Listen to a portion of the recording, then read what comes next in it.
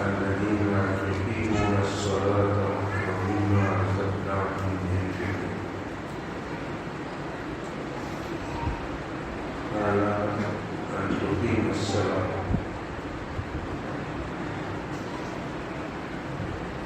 جبرائیل علیہ السلام نے جو اسلام کے تعلق سے رسول اللہ صلی اللہ علیہ وسلم سے سوال کیا تھا، تو شہادتین کے بعد اللہ کے نبی صلی اللہ علیہ وسلم نے فرمایا تم نماز کو قائم کرو. یہ دوسرا رکن ہے، یہ دوسرا رکن ہے جس کا ذکر قرآن مجید میں سووں مرتبہ اللہ تعالیٰ نے اس کے رسول نے احادیث میں ذکر کیا ہے. اور نماز کے بارے میں اللہ تعالیٰ نے انبیاء علیہ الصلاۃ والتسلیم سے فرمایا اقیم الصلاۃ لذکری، میرے ذکر کے لیے مجھے یاد کرو. موسیٰ اور ہارون علیہ السلام کو کہا ولا تنیا فی ذکری، مجھے یاد کرنے کے سلسلے میں سستی نہیں کرنا. آج کیا حال ہے؟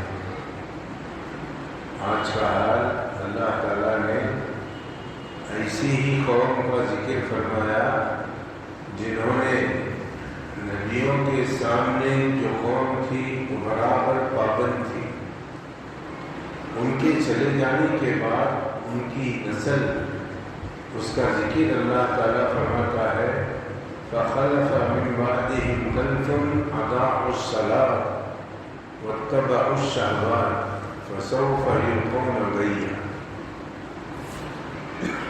نیک لوگوں کے چلے جانے کے بعد ایسی نسل آئی ان کے بعد میں جنہوں نے نماز کو ضائع کر دیا، جیسے آج ہمارا حال ہے. ضائع کر دیا اور خواہشات کے پیچھے چلے گئے. اپنی خواہشات کہیں ہو، نماز کا وقت ہو تو خواہشات کو پوری کریں گے مگر نماز کو ادا نہیں کریں. اللہ تعالیٰ فرماتا ہے ان قریب ان کو اللہ تعالیٰ جہنم میں ڈال دے. جو نماز نہیں پڑھتا اللہ تعالیٰ کو یاد کرنے سے وہ شخص غافل ہے. ایسے شخص کو اللہ تعالیٰ معاف نہیں کرے گا. یہ دوسرا رکن توحید کے اقرار کے بعد فوراً شروع ہو جاتا ہے. اس کی مثال یہ سمجھو، ظہر کی اذان سے کچھ دیر پہلے ایک آدمی مسلمان ہوا تو اسے ظہر کی نماز پڑھنا ضروری ہے. آتا نہیں مگر سب لوگوں کے ساتھ کھڑے ہو کر کے کوئی ایک تسبیح تو پڑھے گا جس کو پڑھنا چاہیے. سبحان اللہ سبحان اللہ سبحان اللہ پڑھے اور نماز کو پوری کرے یہاں تک کہ وہ نماز کی آیات کو سیکھ لے، رکوع سجود اس سب کی ساری دعائیں سیکھ لے، پھر اس کے بعد اس طریقے سے پابندی کرے. یہ ہماری نماز کا جو طریقہ ہے یہ پہلے جو انبیاء علیہ الصلاۃ والتسلیم گزرے ہیں ان کا طریقہ الگ تھا. کیسے معلوم؟ رسول اللہ صلی اللہ علیہ وسلم نے معراج کو جاتے وقت جو نماز پڑھائی تھی وہ دین ابراہیمی تھی. یعنی ابراہیم علیہ السلام جس طریقے سے نماز پڑھتے تھے وہ سارے انبیاء علیہ الصلاۃ والتسلیم کو رسول اللہ صلی اللہ علیہ وسلم نے امامت کی. اب اس کے بعد معراج کو جا کر آنے کے بعد اللہ تعالیٰ نے نماز جو مقرر کیا تھا اس کا طریقہ سکھانے کے لیے جبریل علیہ السلام کو بھیجا. جاؤ جا کر کے کعبۃ اللہ کے پاس محمد صلی اللہ علیہ وسلم کی امامت کرو.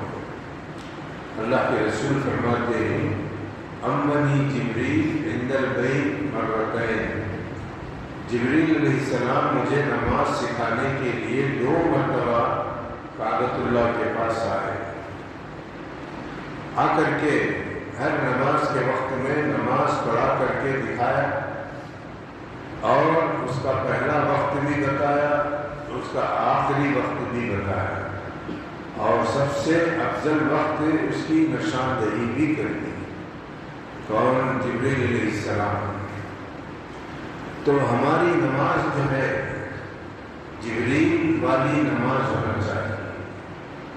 اب ہمارے پاس حنفیوں کی نماز الگ، شافعیوں کی نماز الگ، حنبلیوں کی نماز الگ، مالکیوں کی نماز الگ، یہ سب جبریل علیہ السلام نے نہیں سکھایا۔ یہ بعد والوں نے اپنی طرف سے یہ طریقے بنا کر کے اپنے اماموں کی طرف منسوب کر دیا، جبکہ ان کو رسول اللہ صلی اللہ علیہ وسلم کی طرف منسوب کرنا چاہیے۔ ان لوگوں نے رسول کو ہی بلا دیا۔ پوچھو ان لوگوں کو، رسول اللہ کے بارے میں کچھ معلوم نہیں ہے جتنا ان کے اماموں کے بارے میں معلوم ہے، اور اس کی پابندی کرتے ہیں۔ اس طریقے سے جبریل علیہ السلام نے جو نماز سکھائی وہ اللہ کے حکم سے سکھائی، وہی نماز پڑھیں گے تو اللہ تعالیٰ نماز کو قبول کریں گے۔ نماز کب تک پڑھنا چاہیے؟ نماز ہوش سنبھالنے سے لے کر کے، جیسا کہ احادیث میں ہے، 7 سال سے اپنے بچوں کو نماز کی پابندی کراؤ، جب 10 سال کے ہو جائیں تو ان کو مرمت کر کے نماز سکھاؤ، مارنے کا ڈر دکھا کر کے ان کو نماز کی پابندی کراؤ۔ کب تک؟ آخری وقت تک، جب تک انسان کا ہوش ہے اس وقت تک اسے نماز پڑھنی چاہیے۔ جب موت کے فرشتے نظر آ گئے تو اللہ تعالیٰ اس نماز کو معاف کر دیتا ہے۔ اب ایک آدمی بے ہوش ہے، اسے نماز معاف ہے۔ ایک آدمی پاگل ہو گیا، اسے نماز معاف ہے۔ اس طریقے سے اگر کسی کو بیماری لاحق ہو گئی ہے تو اللہ تعالیٰ اس کی نماز کو معاف کرنے والا ہے، ورنہ اللہ تعالیٰ کا حکم ہے وَاعْبُدْ رَبَّكَ حَتَّىٰ يَأْتِيَكَ الْيَقِينُ، تم اپنے رب کی عبادت کرو یہاں تک کہ موت آ جائے۔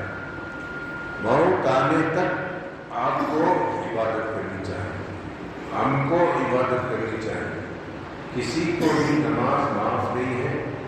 یہ اتنی پیاری چیز ہے، امن کے وقت میں بھی فرض ہے، جنگ کے وقت میں بھی فرض ہے، سفر میں بھی فرض ہے، حضر میں بھی فرض ہے۔ کہیں بھی معاف نہیں ہے نماز، صرف عورتوں کو ان کے ماہواری کے ایام میں معاف ہے۔ اس کے بعد ان کو بھی نماز کی پابندی کرنا چاہیے۔ تو یہ ان کی بیماری کی وجہ سے، ان کی ماہواری کی وجہ سے اللہ تعالیٰ نے معاف کر دیا ہے۔ عائشہ رضی اللہ تعالیٰ عنہا سے انصاری عورتوں نے پوچھا، کُنَّا نُؤْمَنُ بِقَضَاءِ الصَّوْمِ وَلَا نُؤْمَنُ بِقَضَاءِ الصَّلَاةِ، کیا بات ہے عائشہ؟ ہم کو حکم دیا جاتا ہے کہ روزے حیض کی حالت میں چھوڑ دیں، پھر اسے رمضان جانے کے بعد پورا کریں، لیکن نماز کو حکم نہیں دیا گیا۔ کیا بات ہے؟ یعنی کسی کا حیض 5 دن ہے، کسی کا حیض 10 دن ہے، تو حساب کر کے وہ نماز پڑھ سکتی ہے، مگر اللہ کی طرف سے معاف ہے۔ یہ کیوں ہے؟ تو ماں عائشہ نے ان چیزوں کے اندر پھنسنے سے بہتر کہا، ہاکذا امرنا رسول اللہ صلی اللہ علیہ وسلم، اللہ کے نبی صلی اللہ علیہ وسلم نے ہم کو ایسے ہی حکم دیا، بس معاملہ ختم۔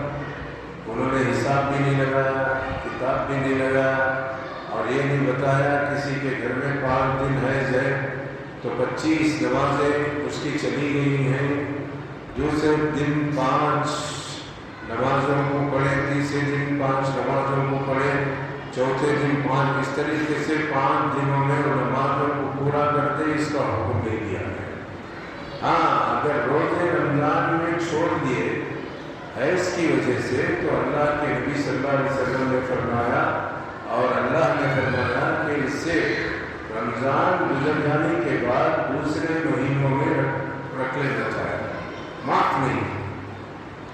یہ روزوں کا حکم ہے، یہ نماز کا حکم ہے۔ نماز ہے کیا چیز؟ نماز اصل میں اللہ تعالیٰ سے بات کرنے کا طریقہ ہے۔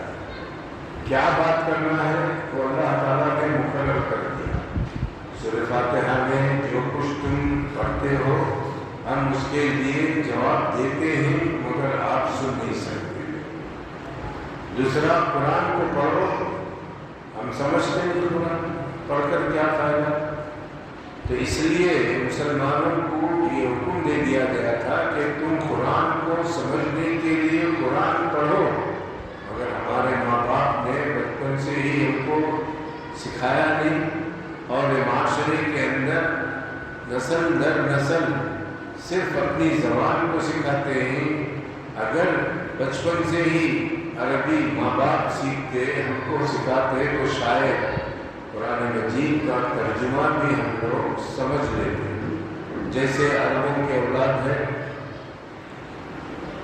فارس کے اندر اسلام گیا، ان کی اولاد ہے، جہاں جہاں اسلام پھیلا وہ سب مسلمان ہوئے تو عربی بات کرنا سیکھے اور ان کی اولاد کو سکھایا۔